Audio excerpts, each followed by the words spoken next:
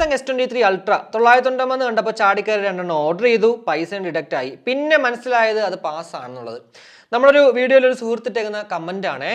അപ്പോൾ ആദ്യം എനിക്ക് പറയാനുള്ളത് ഈ ഒരു S23 അൾട്രയ്ക്ക് പാസ് ഓപ്പൺ ആയോ എനിക്കറിയത്തില്ല. എന്തായാലും നിങ്ങൾക്ക് അറിയാമെങ്കിൽ വീഡിയോ കമൻറ്റ് ഇടണേ. S22 എന്തായാലും പാസ് ഓപ്പൺ ആയിട്ടുണ്ട്. 990 നമുക്ക് ഇപ്പോൾ ലോക്ക് ചെയ്യാം. ഇതിപ്പോൾ കുറേ കൂട്ടുകാർ പറഞ്ഞത് പേഴ്സണലി മെസ്സേജ് അയക്കുന്നുണ്ട്, ബ്രോ എൻ്റെ 990 രൂപ പോയോ അല്ലെങ്കിൽ 2000 രൂപ പോയോ എന്നുള്ളത്.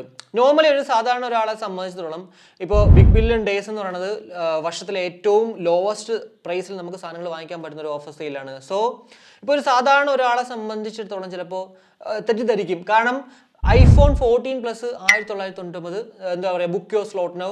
അതേപോലെ തന്നെ സാംസങ് S22 990. സോ ചാടിക്കയറി നമ്മൾ നോക്കുമ്പോഴത്തേക്ക് അതങ്ങോട്ട് ഓപ്പൺ ചെയ്യുമ്പോഴത്തേക്ക് കാണിക്കുന്നത് 990 ആ ഒരു റേറ്റ് മാത്രമാണ്. എന്നാൽ നമ്മൾ മനസ്സിലാക്കേണ്ടത് ഇത് ആക്ച്വലി നമ്മളൊരു പൈസ അഡ്വാൻസ് കൊടുക്കുന്ന പോലെയാണ്. ലോവസ്റ്റ് പ്രൈസ് ലോക്ക് പാസ് എന്നാണ് ഇത് പറയുന്നത്. iPhone 14 പ്ലസിന് എന്തായാലും പാസസ് എല്ലാം സോൾഡ് ഔട്ട് ആയിട്ടുണ്ട്. ഇപ്പോൾ നമുക്ക് ആകെ കിട്ടുന്നത് ഈ ഒരു സാംസങ് S22 കേട്ടോ.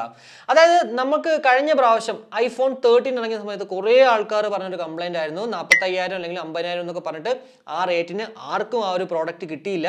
വളരെ കുറച്ച് ആൾക്കാർക്ക് എന്തായാലും കിട്ടി. കാരണം നമ്മളെ കഴിഞ്ഞ ആ ഒരു വീഡിയോ ഇട്ടപ്പോഴത്തേക്ക് അതിൽ കുറച്ച് പേര് പറഞ്ഞിട്ടുണ്ടായിരുന്നു. എന്നാൽ എന്താ പറയുക, എനിക്ക് തോന്നുന്നു 90% ആൾക്കാർക്കും ഈ ഒരു പ്രോഡക്റ്റ് കിട്ടിയില്ലായിരുന്നു.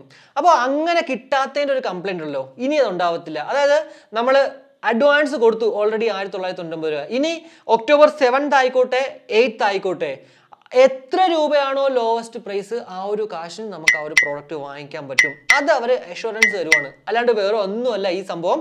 അതുകൊണ്ട് തന്നെ ദയവ് ചെയ്ത് എന്താ പറയുക, ചാടിക്കേറി 2000 രൂപയേ ഉള്ളൂ എന്നുള്ള രീതിക്ക് നിങ്ങളിത് വാങ്ങിക്കരുത്.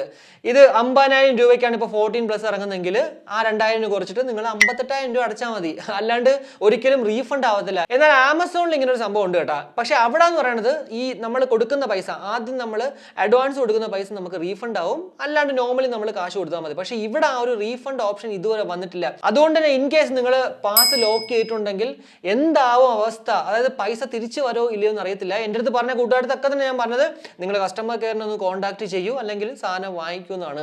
സോ ദയവ് ചെയ്ത് വീണ്ടും എനിക്ക് പറയാനുള്ളത്, ചാടിക്കേറി 2000 രൂപ അല്ലെങ്കിൽ 1000 രൂപയേ ഉള്ളൂ എന്നുള്ള രീതിക്ക് വാങ്ങിച്ച് പണി കിട്ടരുത്. കുറേ ആൾക്കാർക്ക് പണി ഓൾറെഡി കിട്ടി. ഫ്ലിപ്കാർട്ടിനെ സംബന്ധിച്ചുള്ള നമുക്കിതൊരു പണി തന്നെയാണ്.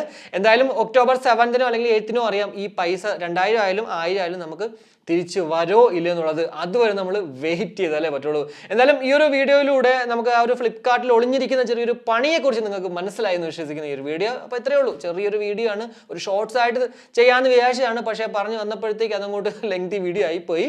സോ നിങ്ങൾ ഇത്രയും നേരം ഈ ഒരു വീഡിയോ കണ്ടുകൊണ്ടിരുന്നെങ്കിൽ ഉറപ്പായിട്ടും ലൈക്ക് ചെയ്യുക, ഷെയർ ചെയ്യുക, അതുപോലെ തന്നെ കമൻറ്റ് ചെയ്യാനൊക്കെ ഒന്ന് കൺസിഡർ ചെയ്യുക. പിന്നെ സബ്സ്ക്രൈബ് ചെയ്യണമെങ്കിൽ അതും കൂടി ഒന്ന് ചെയ്യാൻ കൺസിഡർ ചെയ്യുക. അപ്പോൾ മറ്റൊരു വീഡിയോ കാണുമ്പോഴേക്കും ബൈ.